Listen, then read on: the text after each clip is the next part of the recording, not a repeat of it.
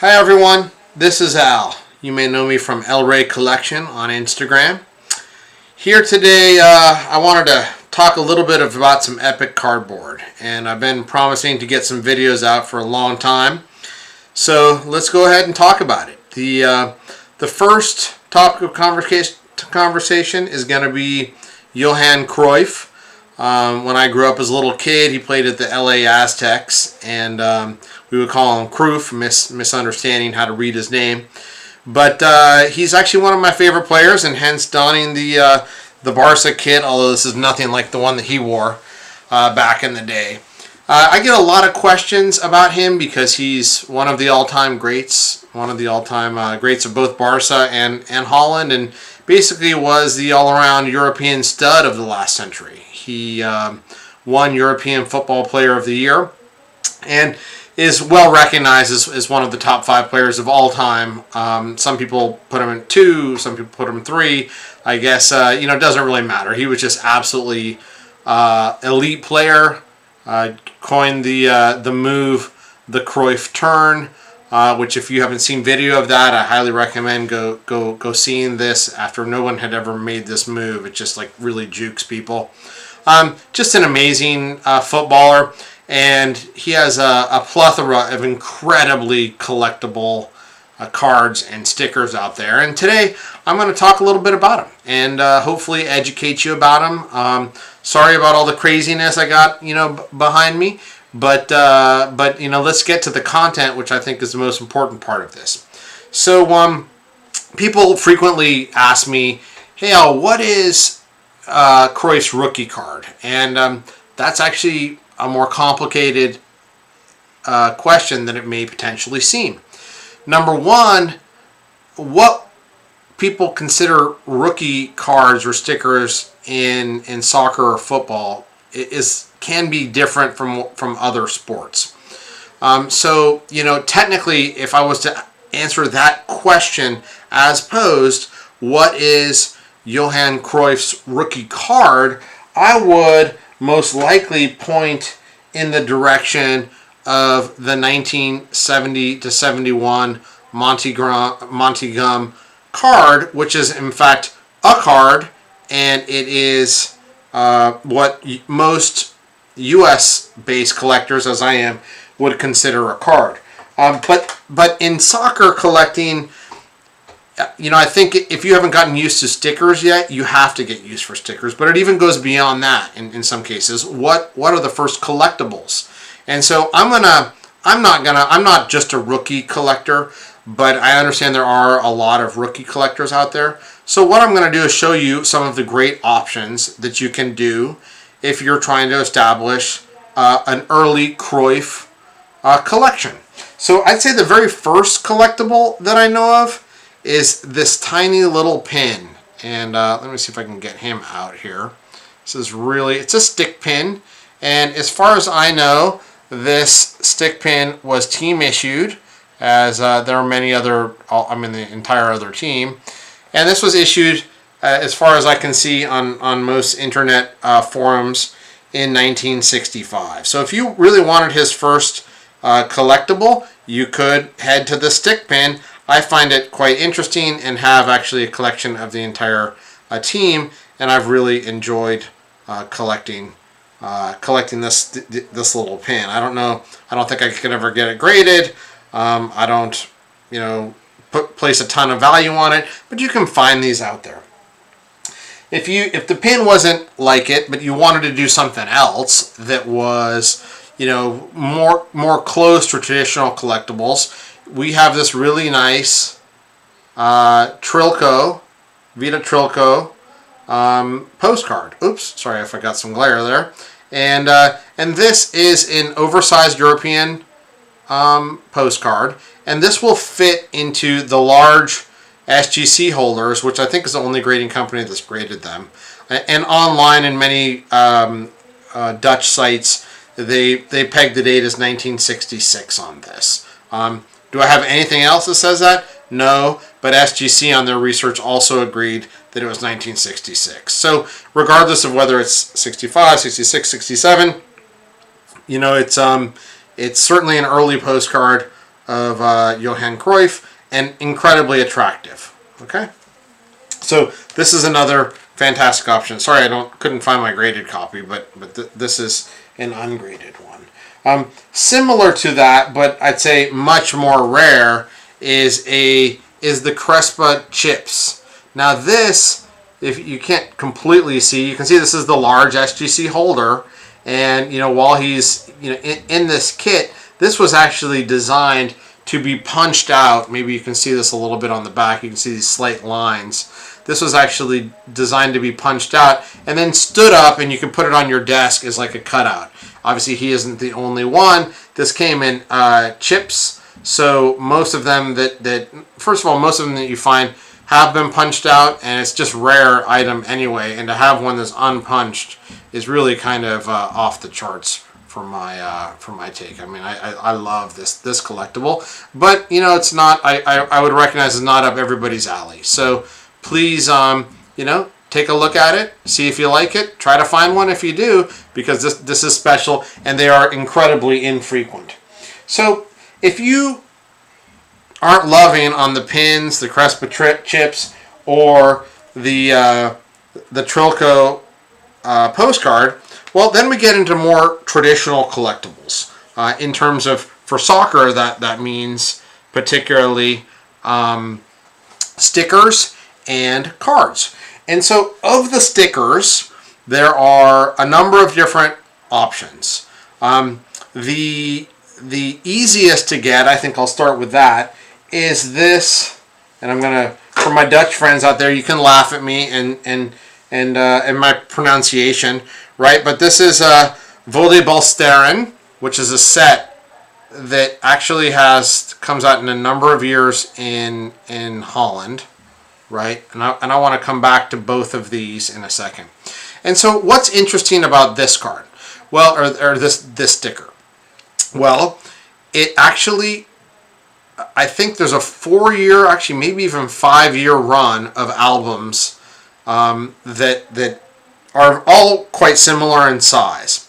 So the first album is 1968 to 1969, that season. The next one, 1969 to 70. The next one, 70 to 71. The next one, 72 to 73. Actually, there may even be a 73 to 74. But what this is the very first sticker ever issued in Holland of Johan Cruyff. So in a way, I can see how, like, if I was Dutch and I'm a Dutch fan, I would say that this was the one that I most wanted. And I do very, very much like this sticker.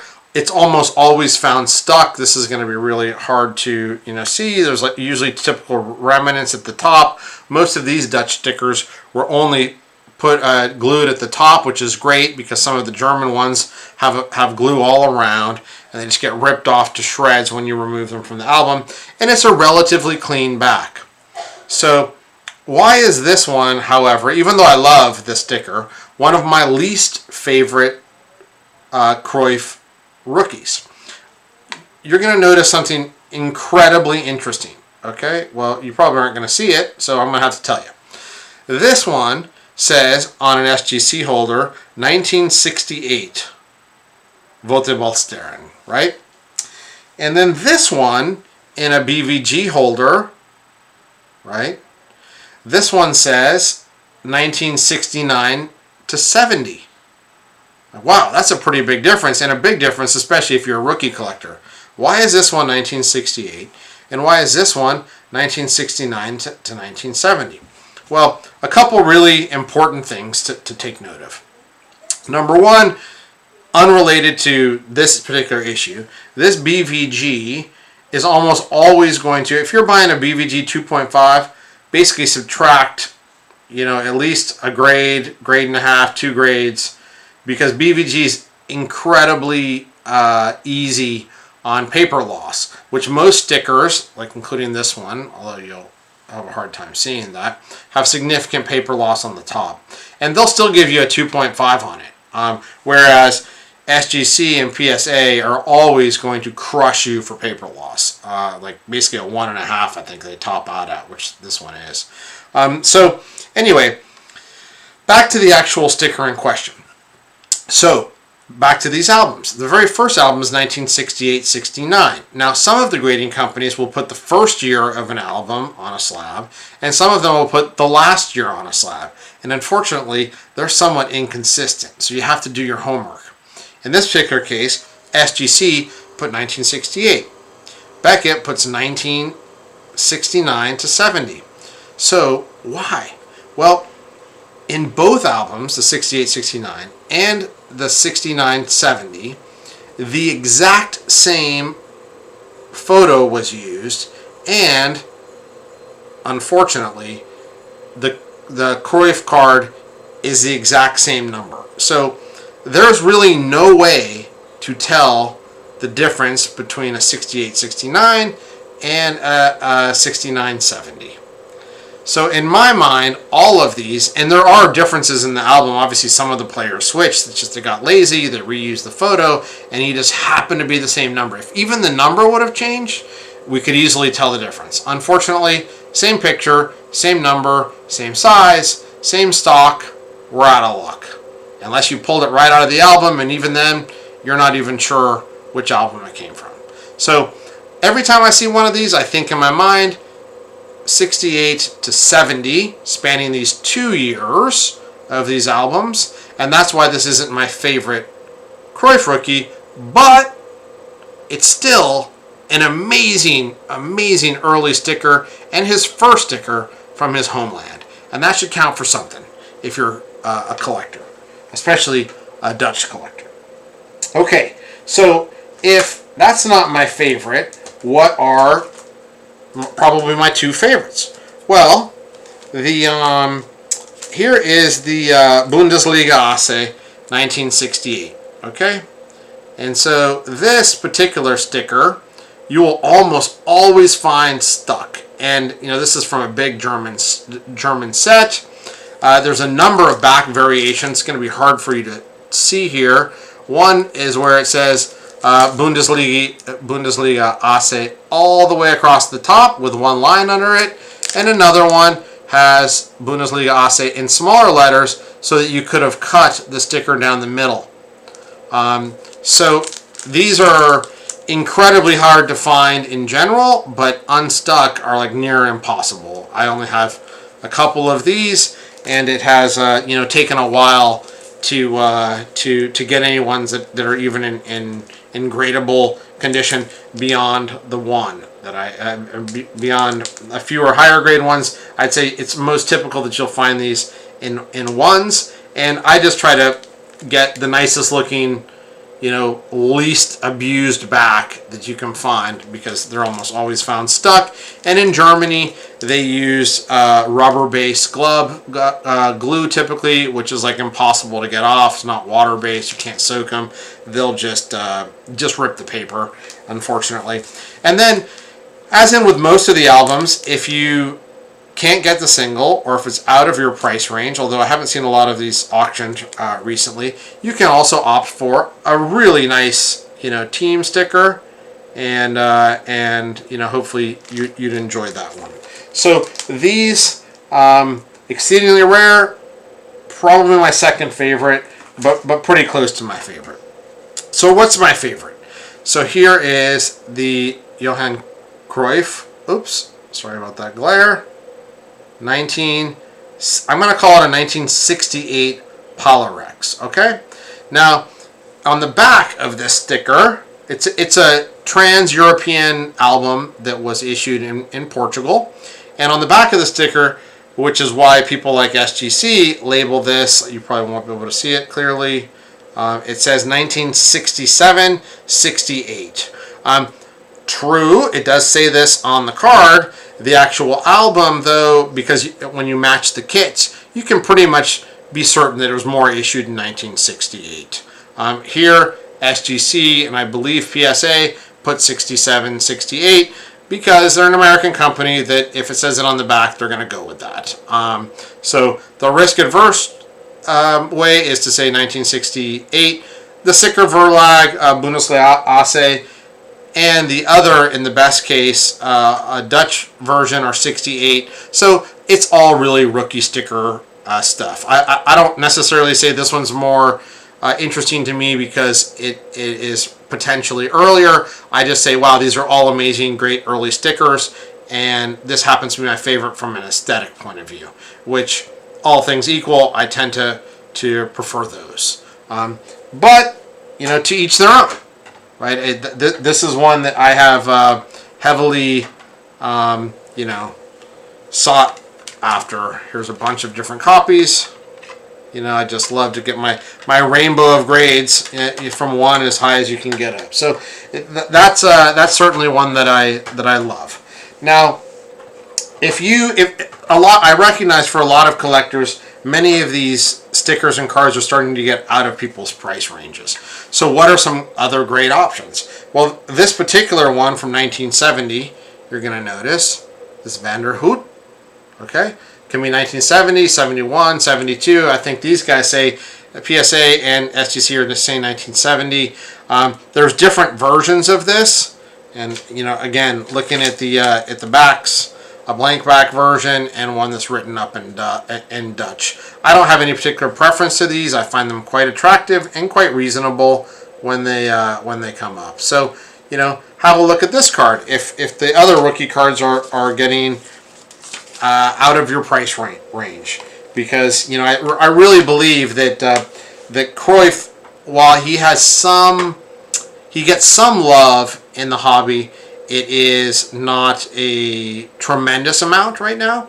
And if I kind of equate him to a Willie Mays, unbelievably crazy good, potentially the best ever, and yet he trades at significant discounts to the Mickey Mantles and the Babe Ruths, but his prices don't even come close on a relative basis to looking at where Pele's trade, and frankly, in my opinion, they should. So if you can't get that, and then again, literally my favorite card, his first card is this Monte Gun, which is probably one of the best soccer football designs that are out there. I just love this. I don't know what else to say. I just, maybe if I could just have one Cruyff card, I would just take this one, just as a collector. Now, it's not going to be the most valuable, although it is still, routinely in the upper hundreds, low thousands in decent grade. This one is a 7.5, which is probably one of my highest. But anyway, take a look at that one. If you can't get some of these other earlier stickers or don't want to spend the money. I did want to, I think maybe what I'll do is I'll close out on some of these early Cruyff conversations with a few of just fun cards or stickers that you need to kind of be aware of, in my opinion. And I'll create another video for Cruyff stickers for the rest of the 70s.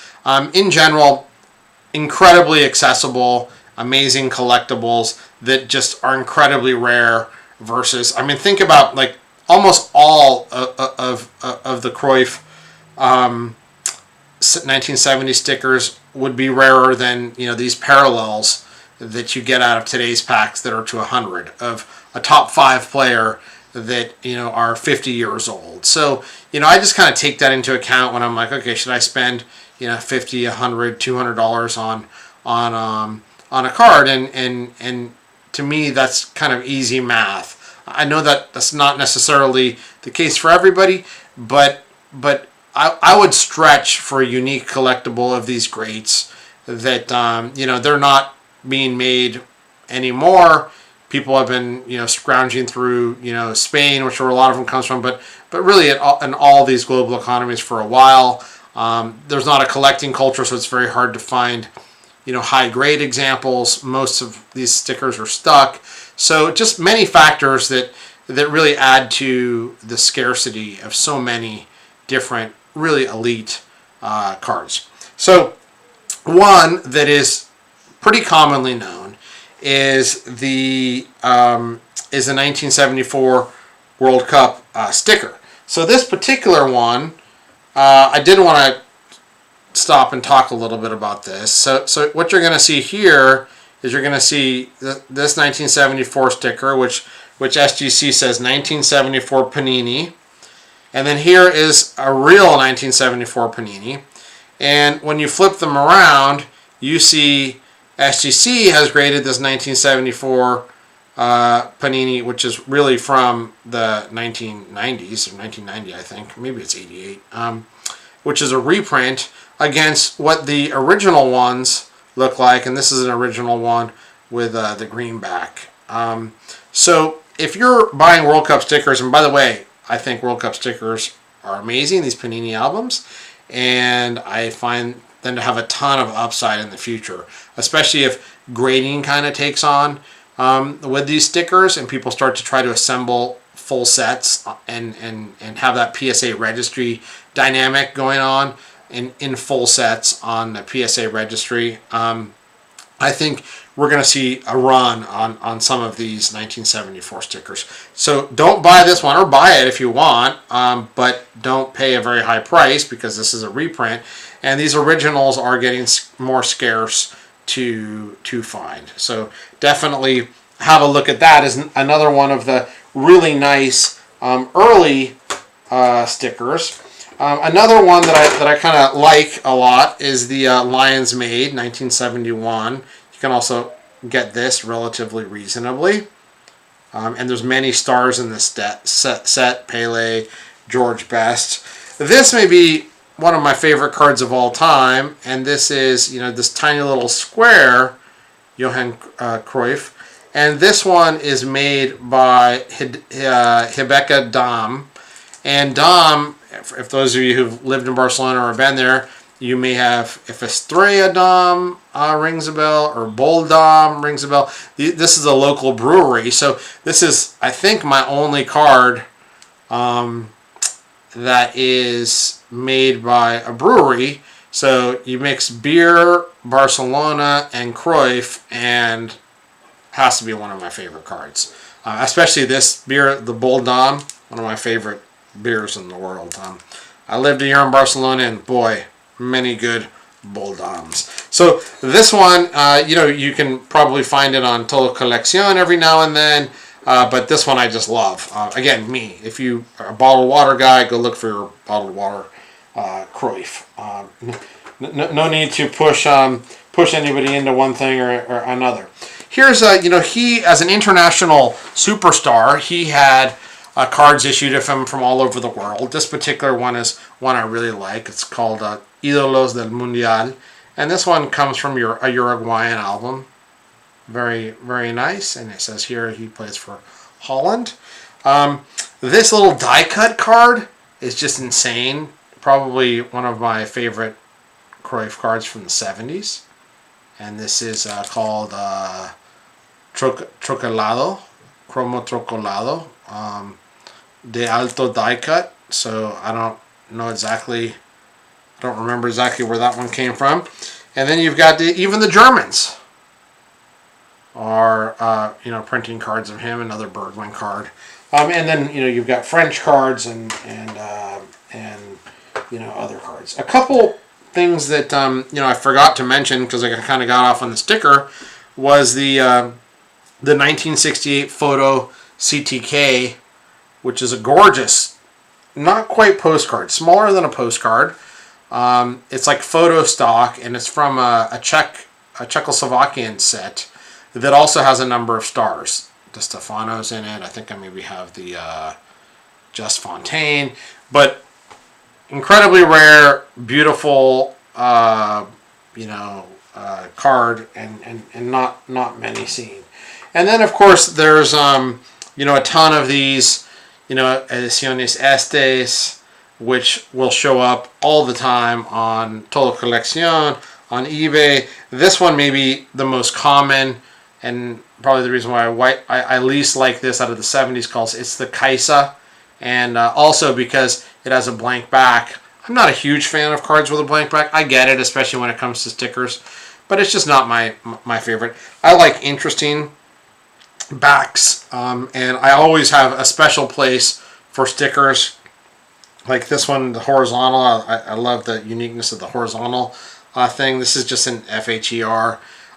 But stickers that were meant to be stuck that aren't, again, I'm sorry you can't fully appreciate the backs on these, but they have nice backs. I like some of these cards that have really interesting backs, and you can learn something either about the player or wonder about how a sticker, which tells you to stick it into the album, didn't get stuck, and the path of that particular sticker to my collection. So I wonder frequently about those types of things. So listen, you know, I think I'll cut it off here with some of the early Cruyff stuff, and I'll make another video of more 1970s Cruyff lower value options if you are looking to get into him. And honestly, I think that you should. You know, I mean, if you're going to collect football, soccer cards, and you're only going to go after a handful of players,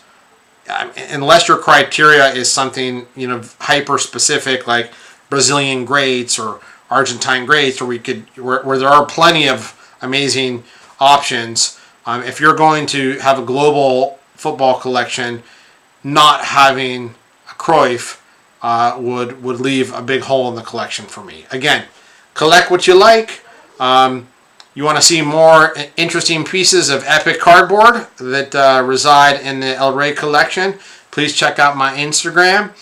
If you like the video, please like it, and can you also leave some comments and give me some feedback to see what would be helpful and other things that you'd like to hear. Thanks so much, everybody.